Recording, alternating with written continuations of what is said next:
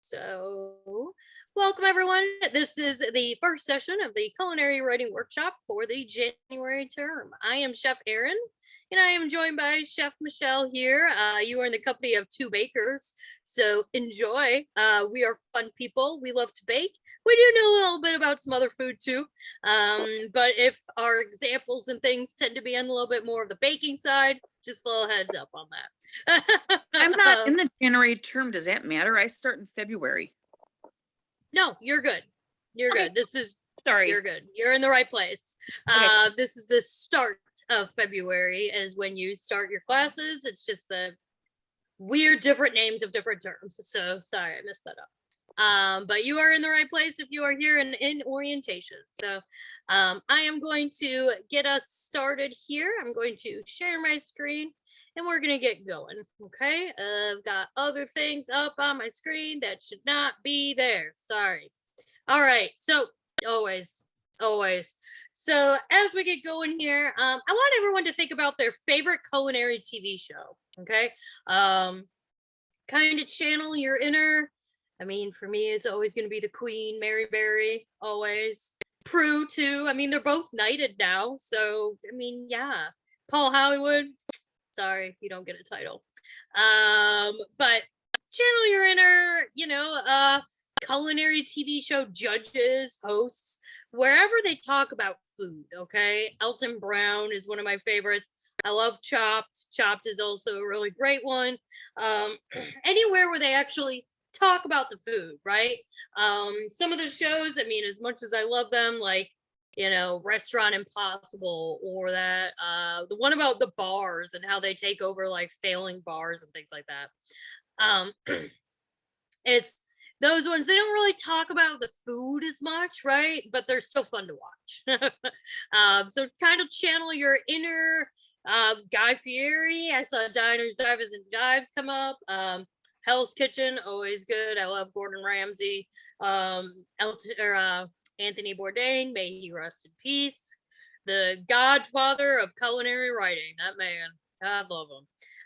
But kind of keep that in the back of your mind here, because we're going to kind of get a little challenge here going for you. We're going to have a little activity going, and we're going to go over to a different website. So for those of you that are on a phone, even on your computer, you can definitely navigate to a browser window. Okay.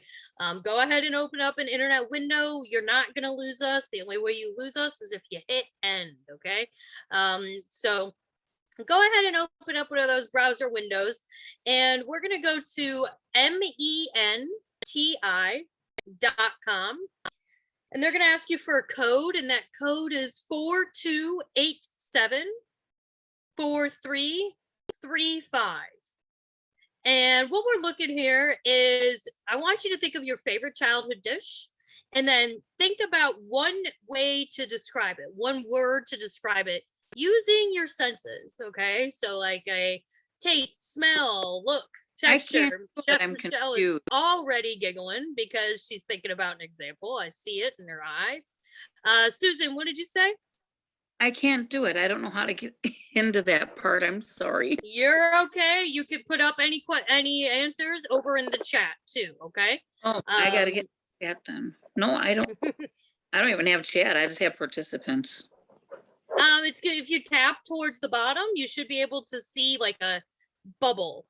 Chat bubble down there at the bottom, and then you should be able to type in a word there. Chef Michelle, what's your example? I'm gonna ask you. I knew it was coming. That's I'm like, oh, I better prepare. You can also hit the three dots, Susan, and sometimes if you're on a cell phone, it's under that more. You have to go dig in a little bit. I still want to say, you're gonna laugh. Okay, so everybody, Chef Aaron knows this, and everybody who's gonna be here for the next 4 weeks, y'all are gonna know my poor mother is a terrible cook. So I'm going to throw her under the bus a little bit, because sometimes the bad examples stick out, but also sometimes the good examples really stick out. And every Friday night when I was a kid would be Pizza Hut pizza, thin and crispy night.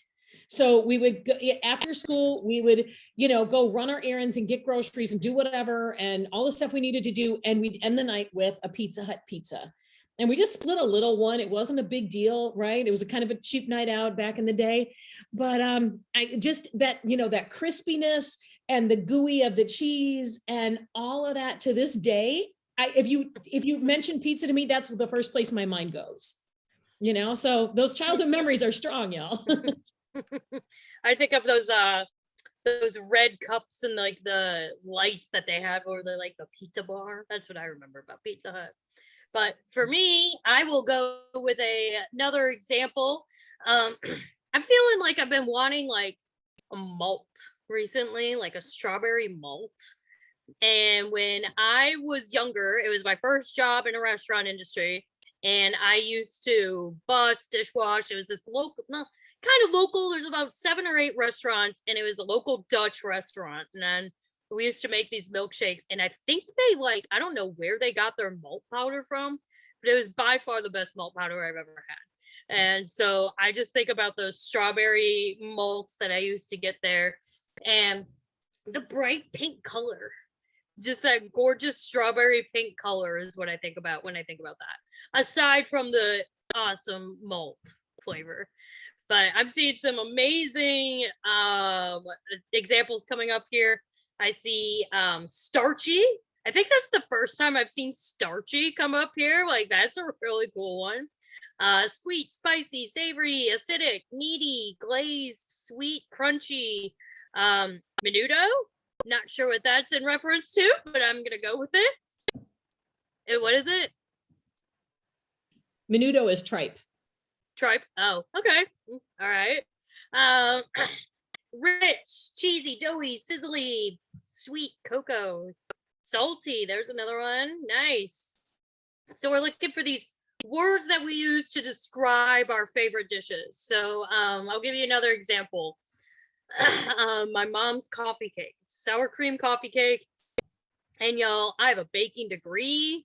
I have worked in the industry for I don't know how long, and I still can't make it like my mom makes it. It's just this light, fluffy texture, and it's like bouncy almost. And I'm like, how do you make it that way when it's a sour cream cake? I don't get it. Like, what are you doing, Mom? She's like, I don't know. But you're like, thanks. Thanks, Mom.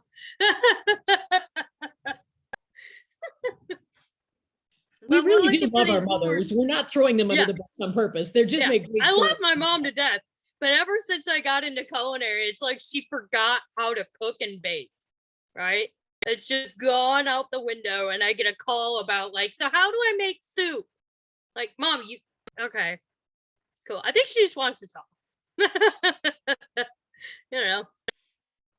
But I think we're on the right idea here, guys. So I think we're gonna switch over back to our presentation, but I love that you guys played my little game and kind of get our brains moving in the right direction of what we're going with here. So we're gonna switch back over here. And so I mentioned to you all about tapping into those 5 senses. Okay, so when we talk about food, and when you see the chefs and everyone on TV and they're talking about food, they're using their 5 senses, right? Because I'm not there tasting whatever it is that they're making. I have no idea. I can see it, but I may have no idea about what it actually is involved in that, right? So we want to make sure we use our 5 senses when we talk about our food. Words like great or it tasted good. I hope it tastes good, but it's also really not communicating fully what that dish is about, right? We want to really get to the detail of what it actually is. What is it? Okay. And so we're culinarians. We're all about tapping into food and making it our own and really being passionate about it. And one of the best ways that we can use and describe our food is our senses, right? Because that's the first thing that we're going to think of when we talk about food. Okay. So don't worry if you're still kind of like, Chef, I don't really know where you're going with this. Can you kind of rein it back in, kind of get me started here? So Escoffier has developed this really cool thing about and it's called the flavor wheel. Okay, so you always will have access to this. If you're one of those people that really likes like bookmarks and things, definitely do that. Okay, there's a couple things that you should always bookmark. One of them, just make it the flavor wheel, right? So I just bookmarked it right here. It is 23 pages long. You 100% can print it. I recommend turning the color off. You don't need the color. But if you want to print it, by all means. But it is interactive down here at the bottom. I pushed on that arrow on the right side to print it. You can click right here on the printer. But one of the major things I want to show you guys about this is that it is interactive. Okay, so you see how I move my mouse over these underlined words? What that means is I can click on it and it can take me to another page with some further descriptions. Okay, so I'm going to click on sweet right here under aroma. And it gives me words that mean sweet as well, but just a little bit more descriptive in what we're saying. Okay, so there's sweet, like a nutty sweet or a caramelized sweet. And that can be definitely, caramel that we make for desserts, but it can also be like caramelized onions or like the brown part, like what is it, burnt ends on a brisket, right? It's super caramelized on the end, right? That's kind of what we're talking about. So you could say, oh, sweet, but when I say sweet, I kind of start thinking about like regular old sweetness of sugar. That's kind of, where your mind goes to right away. But you can go farther and say caramelized. So that's cooked sugar. So it gives a whole different element to it, right? I'll give you another example. I saw a lot of chocolate coming up. Chocolatey is definitely under sweet too. So I think I saw someone say heartwarming or homey earlier. So I'm going to click on savory. So savory's got a couple descriptions that might be a little bit kind of what you're thinking of. So they've got one right here. It says fulsome, and it says generous to excess, a very full smell, often hearty, comforting, a pleasant aroma, having a feeling and scent of home, a calming smell. So when I think of fulsome, I think of like chicken broth, something like that, because it's not, you can't really quite pinpoint what you're smelling, but you're like, I'm full of smell, right? So that's kind of what I think of when I think of that. And this is just under savory, and it's got, all other different descriptions. Then you got the quite opposite. You got briny right here, right? When we talk about olives and something being super salty, that's going to be briny, and it punches you, and you're like, oh, okay, there we go, with that flavor and that smell. One of the things I do want to show you here is that, so some of those words like gamey came up under aroma. Something can taste gamey too. I've tried it. I've had it.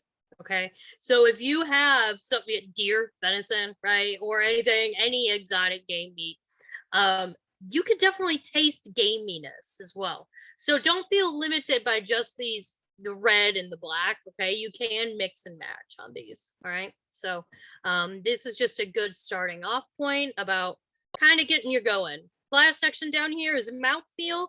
It's how the food feels in your mouth, right? So chewiness, graininess, is it brittle, fatty, like the grease running down your hands, right?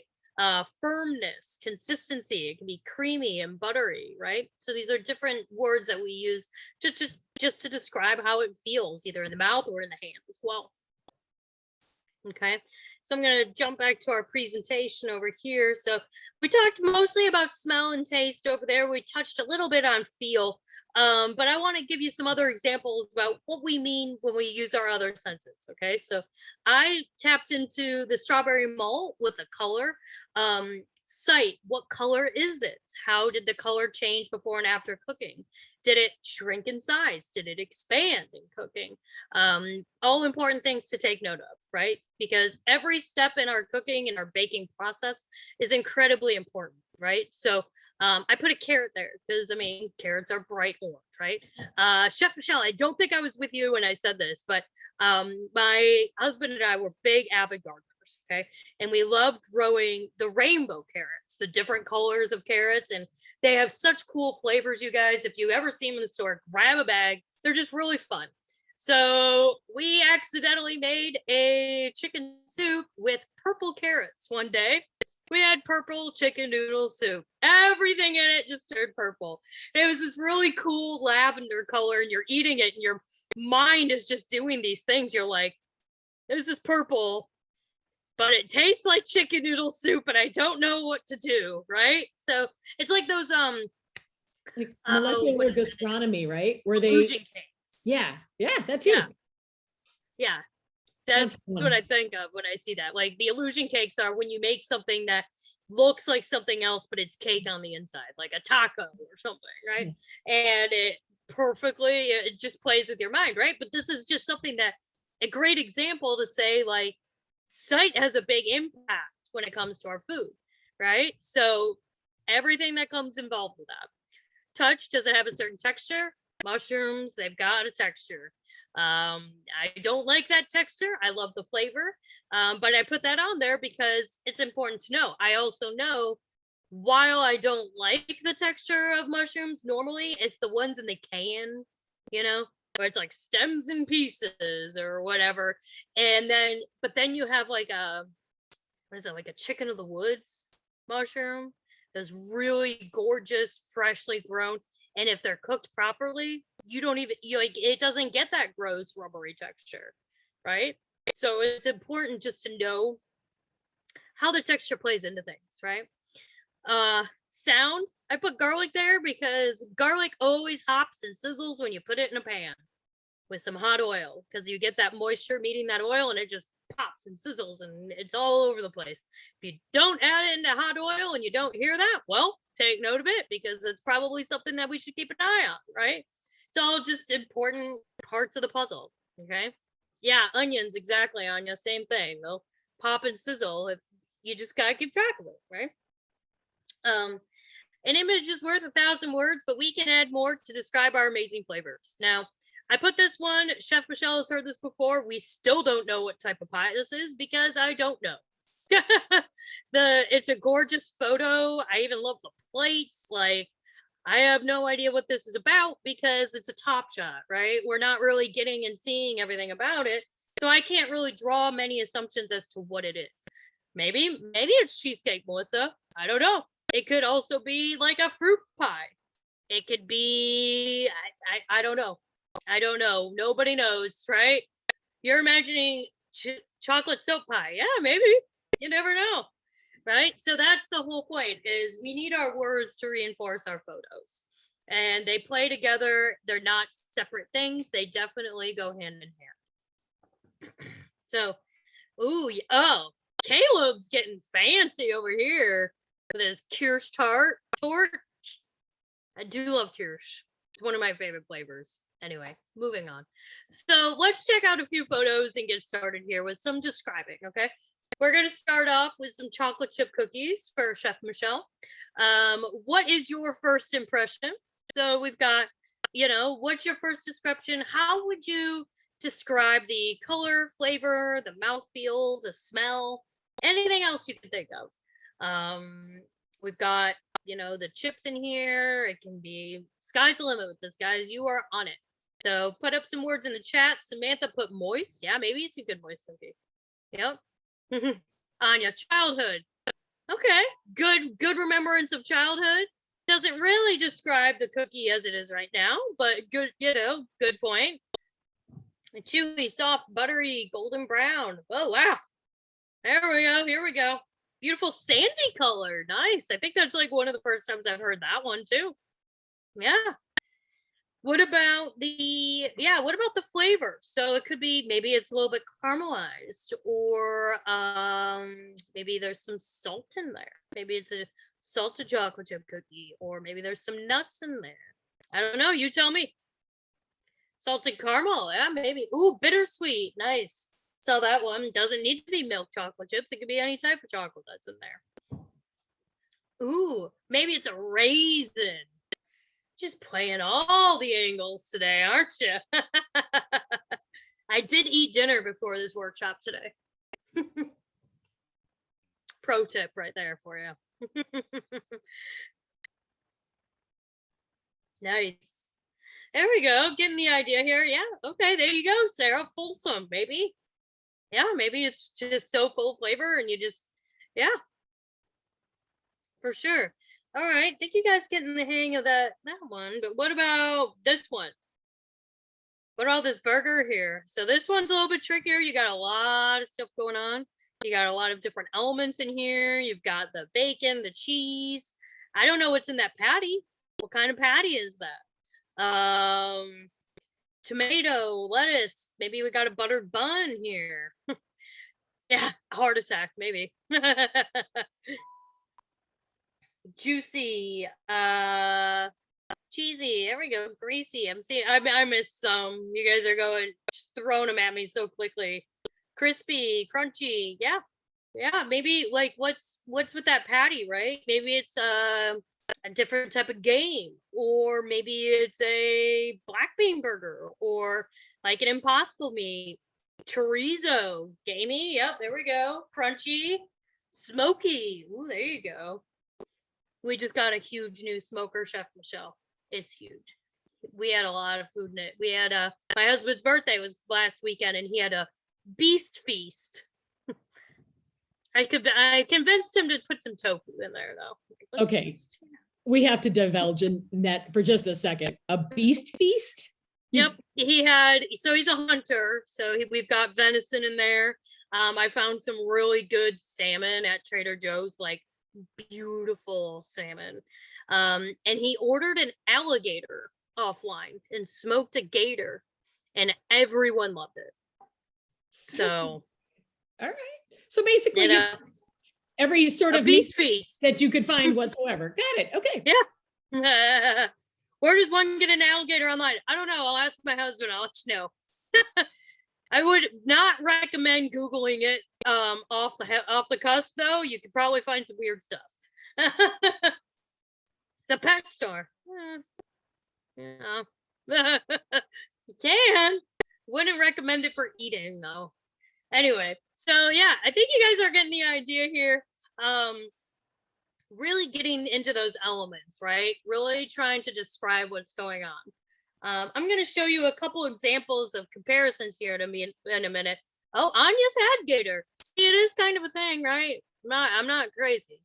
So what I like to do at this point is I like to pick one food and kind of talk about how it changes and how I use my senses to describe said one food. Okay. I'm going to talk about pumpkin, because we grew 120 pounds of pumpkin puree this year. Actually cut down from pumpkin 2 bags, 120 pounds. So I'm going to talk about pumpkin because I know a lot about pumpkin these days. So it is a lot of pumpkin. You make it into dog treats. They love it. Anyway, so review of our main concept. So the smell. So pumpkin, raw pumpkin doesn't really, I mean, it's really watery. I'm going to pull up my flavor wheel and see what I've got here. How can I describe the smell of pumpkin? So we've got earthiness here. I kind of want to go under earthy. I almost kind of want to say a little woody as well. Winter squashes tend to be a little bit on that woody side as they take in the moisture in the fall and things like that. Straight up squash, kind of got that wood smell. They're really hard to open too, so you get a little bit off that rind as well. I'm gonna go with woody. I like that one. Smell, is there something distinctive about the smell? Once it's cooked, yeah, I mean, I got a little caramelization on the edges of it, so it definitely had a pretty cool, just beautiful floral herbal smell. Once it got that caramelized to it, it's pretty nice. Sight, changes it makes in color, cooking, size, texture, anything noticed by sight. So they were really watery. And the way you cook, well, the way I do it is I flip them upside down, and so the inside is facing the bottom of the sheet tray, and just roast that way. So all the water comes out, and once they cook, that water's released, and they just kind of shrink down and collapse, and that these ones were bright orange. They were beautiful orange, which a lot of the like smaller pie pumpkins, they're not really bright orange. But definitely these ones were brilliant bright orange. When you first cut into them, they're gonna be a little bit more pale on the pastel color. Once you cook it, man, it is brighter than this color, like bright orange. Yeah, pungent. There you go. Nice, Taylor. Taste. What unique characteristics does the food provide? It had pumpkin flavor, like straight pumpkin, not like with the spices or the anything like that. Just that straight, nice, good, mild pumpkin flavor. It's not really overwhelming, which I really liked that variety for that. Feel. It actually, if you guys have ever seen a spaghetti squash, a spaghetti squash is really stringy. That's why they call it spaghetti. It looks like pasta, kind of.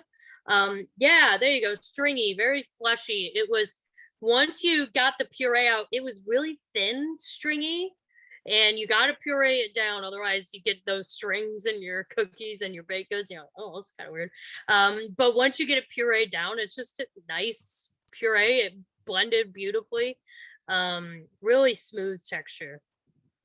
It actually makes a pretty cool sound when you take it out of the oven, and then like if you stab it with a fork to see if it's done or not, it kind of hisses. So you know if you've got your pumpkin done or your squash is done, it's got like a hiss going, because that means the air is escaping out and that water is kind of bubbling out too. You can hear it. You can hear it kind of boiling too in the oven. It's kind of creepy, but it's cool. It's a good way to know that your pumpkin's done, right? My husband like is an old pro at it now. He's like, oh, it's boiling, gotta go get it. You know, he can hear it. It's pretty cool. So let's compare these couple photos here. So we've got tacos on the left and pizza on the right. The description underneath the tacos, it says the tacos were really good. The toppings tasted really great with the meat in the shell. Kind of lackluster, right? There's not much really going on. I don't know anything about those tacos. I hope, like I said, I hope they were good. Spent a lot of time making them, but it's about all I got, right? Whereas on the other side, we've got the crispy thin pizza made a great snap when it was cut. The cheese was melted into a golden brown and was perfectly stringy, kind of like Chef Michelle's Pizza Hut pizza. That's what I think of now when I see that, right? Yeah, I know it's going to be crispy, and I know that it's not like a pita bread pizza or anything like that. But I get a really good understanding of what that pizza's about. Yes, I could have gone on with that, but I get a general better idea about what that pizza is, and versus the tacos. I mean, I love Mexican food and I will eat tacos till the cows come home, but I'm gonna go for that pizza, right? Because I've got a little bit of a better description, right? And it's like, Chelsea, you said, thank goodness I'm getting pizza tonight, right? Because you read that description of that pizza and you're like, oh, okay. Yeah, that sounds really good. I want pizza now. No one's really going, I want tacos. Like, if compared to these two descriptions, that's not what I would choose, right? So here is a final good description here of kind of what we're wanting to think about, okay? So this apple pie, it says, the flaky and buttery crust was just what the tart apples needed to complement the caramel notes of the filling. Cinnamon and nutmeg also gave this pie a unique quality. The luscious ice cream tasted of vanilla and was the perfect creamy companion to the pie.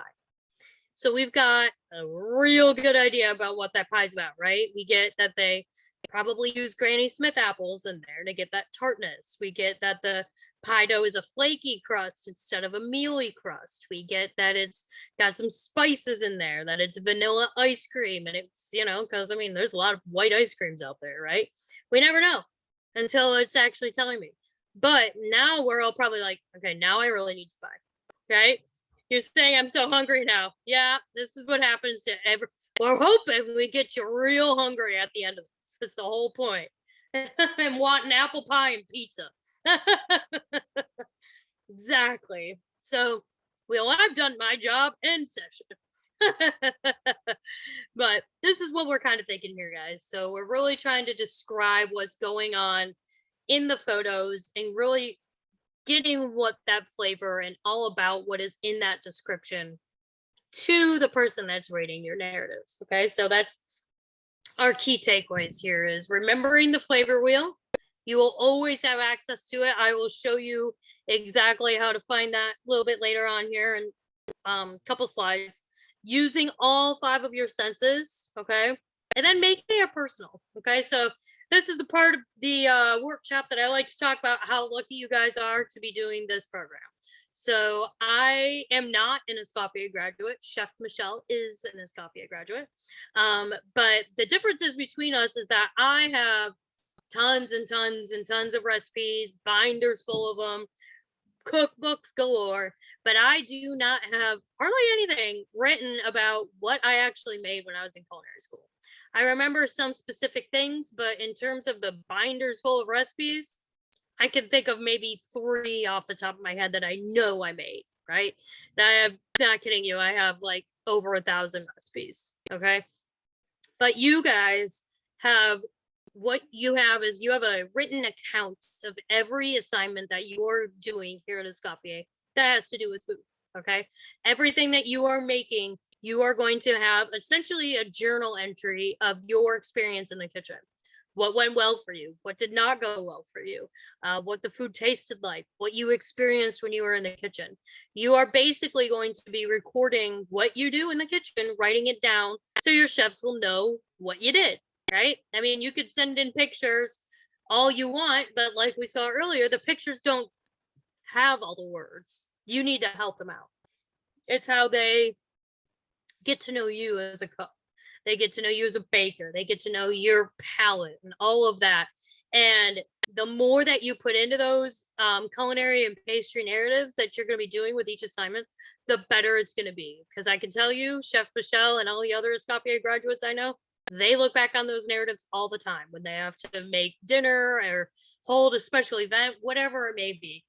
They look back at them and they're like, oh, I'm going to make this because I know exactly what I did. Whereas I pick up my binders and I'm like, I have no idea if I made this, but it looks good. Sure, we're going to go with it, right? So you're going to have that really cool thing. And the more that you put into it, 10 years down the road, you're going to be thanking yourself going, oh God, so happy that I did that. And I put that effort in now because I mean, imagine you open up your own place or you're working with someone and they want some new recipes and they want some new ideas. You could be like, I got one. And you can pull it out of your treasure chest of recipes and things, and you'll be able to play with it and have that experience from when you were in school and be able to duplicate it. It's really awesome, right? So I will show you exactly how to get to your course page. Okay, so as you see here, I like to do, I'm not the biggest fan of bookmarks because I think they're smaller, but they do, of course, do the exact same thing. I like to do these shortcuts on a Google Chrome. I like to see the icon. It's a little bit bigger, easier for me to click on. So I'm just going to show you guys a couple things. I like to leave this so I can show you. So I've bookmarked the dashboard page here, okay, which I highly recommend you do. Okay, and then remember your username, right, and password, because they're gonna ask you to change it inevitably, and then you just save it. Then you don't need to worry about it, right? So I go to log in. I've got it all saved here, and give me just a second while I get to your new orientation page, because we are in a new term now, so I'm not sure if they've updated my side of it yet. So give me just a second. There we go. I'm going to click on the culinary one. All the information on these pages is the exact same, okay? The plant-based one, and I'm pretty sure probably the new health and wellness one, they look a little bit different, but all the information is the exact same, okay? So don't worry about it. First couple things I want to point out for you here is congratulations, you've gotten Zoom downloaded. That is one of the major things that you need to get. We recommend that you get it onto your 2 devices if you can, in case one, kaputs on you one day, and then you've got backup, right? They're also really handy if you're doing a tutoring session, then you can have it on either device that you're struggling with, and we can help you out, okay? So the backgrounds don't go on to your phone? No, they don't. No. I was typing and it got away from me. They don't work on Chromebooks. That's not Oh, the end. That's Chromebook has a little glitch to it, so they don't work on the Chromebooks. thanks, Chromebook. Anyway, yeah. Right. You would think they would work because everything we use here at Escoffier is Google based, but whatever. So a couple things I want to show you here as well. Earlier I mentioned about the one-on-one sessions. So in order to book that, you just click here on this big blue button, and they're going to be able to walk you through how to set all that up. Chef Michelle also put up the link in the chat directly to that booking system. Couple things to take note of when you do this booking. One, you are in orientation, okay? While you may need help with technology, please, please, please click on this orientation section, okay? If you click down here, it will say, are you currently in orientation? Yes, I am. It's going to say, sorry, click on orientation, all right? It just gets you in with the right tutors, the right length of an appointment, so we know all about the, what we need to be helping you with, okay? So when you go in here, say I just have some questions and I just want to talk to someone about some stuff.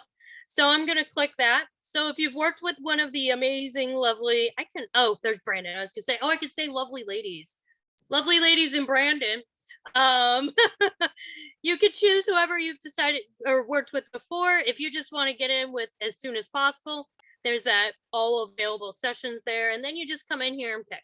So it says Eastern for me because that's where I live, okay? But wherever you are, that's which time zone it's going to show you. Do not do time zone math here, okay? All of this is in your time zone. The computer will do the math for you, okay? It's going to just pair you with whatever time that you choose, and that's that. So say I want to do tomorrow at 2 o'clock Eastern, and then I hit next. Then you're going to fill out this little section. Put your first name and last name, not mine, not the tutor you're working with, your first and last name, your cell phone and email, okay? The email that you use for Escoffier is the one that we prefer that you use here, okay? That just kind of pick one email. That's going to be your one main correspondence with Escoffier. It's just going to be easier, okay? I've seen a lot of students set up a Gmail specifically for school. It'll be like, Chef Michelle School at gmail.com, whatever it may be. But pick one email, kind of stick with it. Same with your phone number, okay? Pick a reliable phone number that you know works for you. A cell phone, preferably. We do like to send you texts, okay? Pick which program you're in. It's just doesn't really matter if you pick the wrong one, but it kind of helps us out a little bit in the end, just seeing where you're going, okay? Couple of these policies here, just having your technology working, having it downloaded, logged in, your username to Zoom, things like that.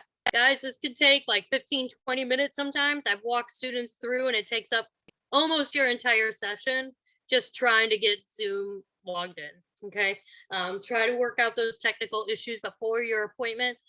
We can give you the number for tech team and you can give them a call and they'll be able to work out any issues with your devices if you can't get logged in for any issue. Okay,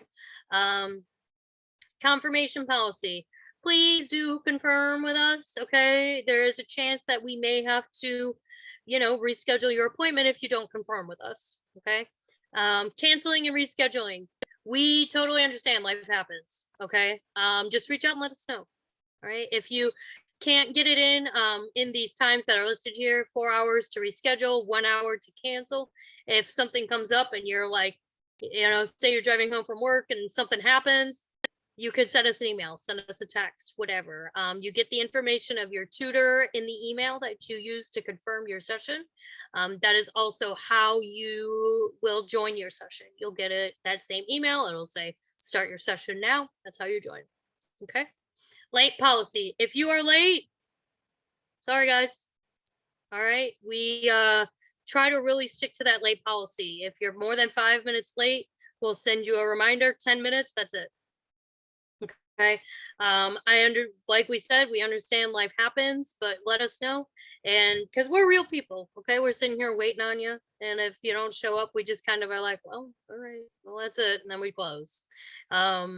we're just trying to prepare you for real life out here. And, you know, if you can't just not show up to work or not show up and be late and expect nothing to really, you know, that they're okay with it. So just let us know. We're totally cool. We'll reschedule. We'll get you in another time. But it's just that reaching out, letting us know.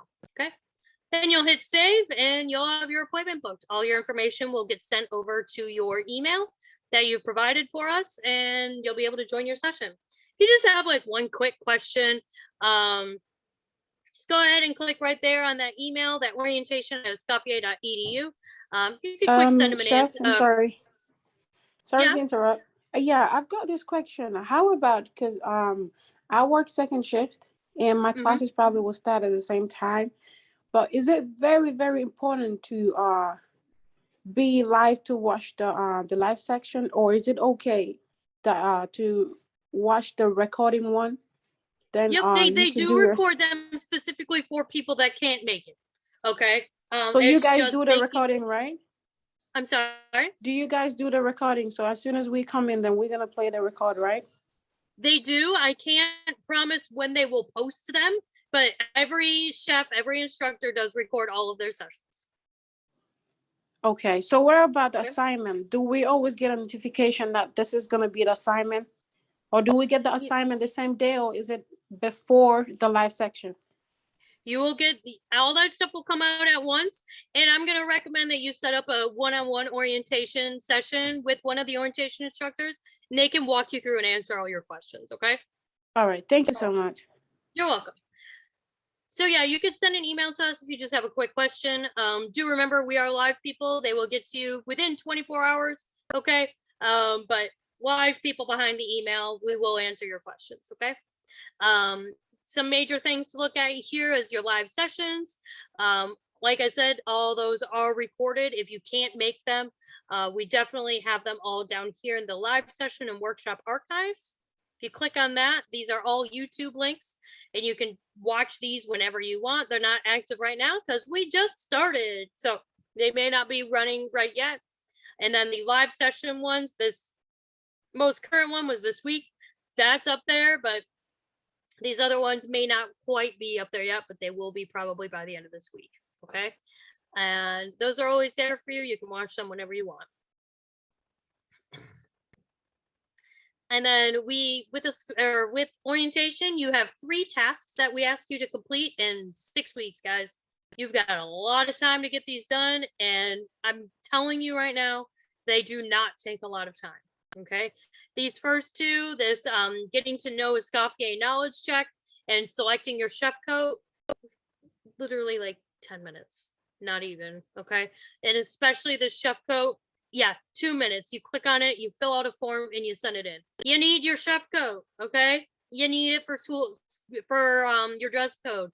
Sooner you get that ordered, the better. Okay. Shipping is crazy right now. So just get it done and then you don't need to worry about it. Okay. This third one takes a little bit of more time, but once you get going with it, you can set up a one-on-one session with an orientation tutor and they will walk you through it. Okay. You get to know Google Drive. They've got some learning to use Google Drive right here, and then submit your practice assignment. That is the third task. So the practice assignment is 2 photos of anything culinary related. Guys, and when we say anything, it can be anything. Okay. Plated food, ingredients, equipment, my favorite pink cup that I take with me everywhere. It doesn't matter what it is, as long as it's just 2 photos, and then your completed copy of the orientation practice narrative. So once again, you can see I moved my cursor over this. That means it's a link. So when I click on that, it'll say, would you like to make a copy? Well, yes, I would like to make a copy. And what that's going to do is it's going to open up this new Google document. This is the narrative that you need to fill out. But I also want to show you that it drops that copy directly into your Google Drive. Okay, there's that file that I just clicked on, and it is in your Google Drive. As long as your email that you use for school and your Google Drive are the same, you'll get that document pretty quickly. Okay. So what this is talking about is describing your first picture and why you chose it. Bright pink cup, kind of an ombre, a little bit going on. Why did I choose it? I really like it. It keeps my drinks cold. That's it. Okay. We're not looking for master level things here. All right. We're just looking for a little bit. The reason that we have you doing this is because this is how you will be submitting all of your assignments once you start. Okay. You will be uploading photos and you will be submitting a narrative. I'm going to show you a quick example of what that practice assignment kind of looks like. One major thing, especially if you are doing this on a phone, please do not put your photos on this document. Okay. When you open it up on your phone, it will open this document. I want you to close it right when you download it. You do not need it. Okay. I'm going to show you exactly kind of how we like it. Remember, I talked about that flavor wheel? This blue underlined link right here, that is your flavor wheel. So I'm going to click right there and it is going to pop up with my flavor wheel. Like I said, it's always going to be there for you. It's always going to be on every copy of your narrative. Once you start classes as well, it will always be there. So this is my Google Drive. I'm going to just give you a quick example of what a practice assignment looks like. My Google Drive is slightly clean, a little bit, but I made a folder. I labeled it for Escoffier School here. And then I've got a bunch of other folders just to give you an example of kind of what a drive is going to look like once you get going. But if I click right here on orientation, I made a folder for my orientation. I'm going to double click on that. And then I made another folder inside there and it's labeled practice assignment. So right in here, I've got a couple photos. This is how we want you to submit it. 2 photos on their own and then a narrative on its own. And then you submit the folder. Okay. There are step-by-step videos. Exactly, Sarah. Thank you for pointing that out. I will show you exactly where those are. And don't worry, we do a workshop every week to walk you through how to do this, the assignment submission workshop. They'll walk you through how to do all this. I just wanted to show you a quick example here of what the folders and everything kind of look like and how we want it submitted, okay? It's just a pretty picture of what cake was this? Oh, this was chocolate cake with blackberry jam, cream cheese icing, and some fresh fruit on top for my father-in-law for his birthday. Just a quick little easy thing. And then I had my dog in there too, because I don't have many food photos. It's all my dogs. Now that I'm not working in a bake shop anymore, literally the only thing I take pictures of are my dogs. So my dogs in my garden. So anyway, this is your narrative. Okay, not much to it. I'm going to show you exactly what we're talking about on some of these other things. If you got this far and you're like, I need some more help, there's that big blue button for you. Okay. I'm going to click the back button. And so here's your learning to use Google Drive to kind of get accustomed to it. Down here in the looking ahead section, we've got the flavor wheel, some examples of the culinary narratives, the dress code, shopping list, technology needs, and the student spotlight challenge. They do that once a week. Okay, so once you get going, you can keep practicing all these submission things and everything. They talk about this in your live sessions. So definitely check those out. Okay. And the step-by-step tutorials are up here in the live session and workshop archives. All assignment submission steps, if you click right there, this is what we were talking about, guys. Literally every step, and they've got it broken down between your phone and your computer. Okay, this is all here for you. Like I said, please reach out if you have any other questions about any of that stuff. But yeah, that's what we've got for you tonight. Does anyone have any questions about describing your food or anything like that before we wrap it up for the night? The shopping list. Are those all the things that I would have to keep up stock on my own? Excuse me, sorry. Yes, correct, Chef Michelle, that the shopping list is what they recommend they have? Correct, but it is for the whole year or year and a half, depending on whatever your program is. So like you could buy in bulk and have that much of that ingredient, but understand you may, if you have a space issue, you may want to buy smaller ingredients and buy it more frequently to get through the whole program. Okay, so you are responsible for it, but that doesn't mean you need to get it all right now. And I would kind of hold off a little bit because your chefs may have some, hey, if you can't find this, do this, or this would be a good substitution, or we're changing the recipe, by the way, from this to this. They don't do that often, but I would just kind of always wait until at least that class opens And then you'll see that 6 or 12 weeks and you can ask your chef about those recipes. Because like I'm a low income, both me and my husband on, we don't have work till starting of May. So keeping certain things in bulk or up to stock on a weekly basis, kind of like, can we substitute it and stuff, especially since we only go shopping maybe once or twice a month, depending on how everything works out with income. So I'm like, so it's budgeting. So I would definitely wait till you get with your instructor. Okay. And kind of talk to them and see that shopping list is there as kind of like a general rule of thumb guidelines, but you'll get your instructor here in a couple of weeks. I would definitely wait and reach out to them and let them know of your situation and kind of how to proceed and everything from there. Okay. Okay. How about That if helps. I, All right. oop, I'm sorry. I'm sorry, go ahead. How about if I have like, I already have like flour, brown sugar, salt. I mean, probably just have to get baking soda. I got vanilla and all that and eggs. I mean, I can keep that, right? Yeah. The only thing don't throw it away and get new. Yeah, the only thing I might look to replace if you really don't know how old it is are your leaveners, like baking powder, baking soda, in case they're old and you're like, I don't even remember the last time I changed these. Yeah. Those That would be the only thing. They lose their maybe, potency. but yeah. But now I have another question. I don't bake with butter. I mean, my mom always used butter flavored Crisco.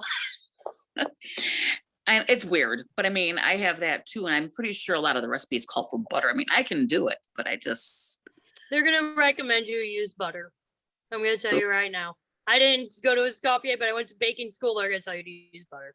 Yeah, different fats. It's the different things, you know? Yeah, it's the different fat content. So Crisco is 100%, butter is not. And so it plays differently within your recipes. yeah, it's a different texture and all that stuff with the butter to Crisco. Yeah, a little different. So, but all right, everyone. Well, I'm going to wrap it up for the evening.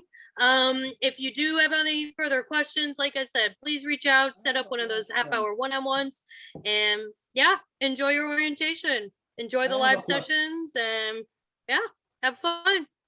Have a good weekend. Thanks, everyone. You too. Bye. Bye.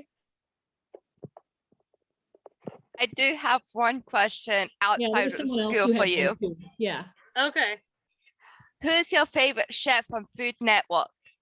Food Network. Oh, she got me last night. I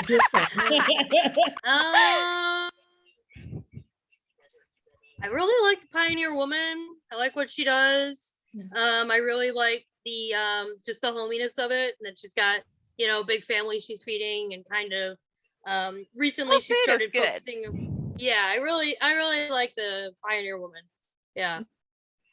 I kind of was back into Chef Michelle last night. I have several autographs. I forgot to mention, I just got an Amish cookbook for Christmas.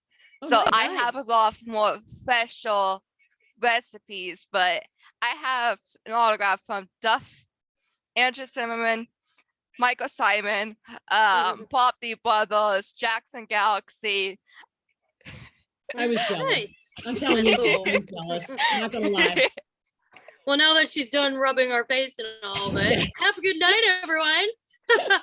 You too. Bye, everyone. Bye. Bye.